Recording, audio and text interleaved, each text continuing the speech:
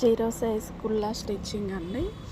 దీనికోసం 6 inches పొడవులో 12 inches వెడల్పులో cloth తీసుకోవాలి. మనము బయట వైపు వచ్చేసి మనం ఏదన్నా కలర్ఫుల్గా ఉండే క్లాత్ పాలిస్టర్ కానీ కాటన్ అవసరం లేదు, కలర్ పోతుంది కాబట్టి. లోపలి వైపు మాత్రమే కాటన్ ఉండాలి.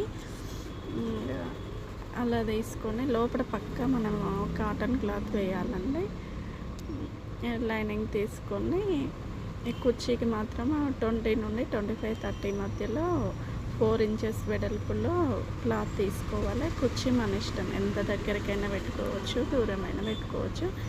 ఈ న్యూ బార్న్ పిల్లలకు మాత్రం జీరో సైజ్ మాత్రం కొంచెమే పడుతున్నాయి.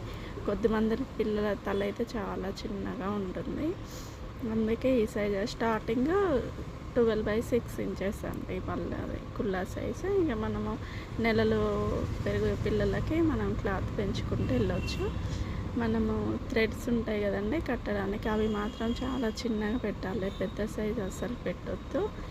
ఇప్పుడు ఇక్కడ వెనక భాగం ఉంటుంది కదండి, తలకి వెనక భాగంలో వచ్చేది మాత్రం 4 మడతల్లో కొంచెం మందంగా వేయాలి.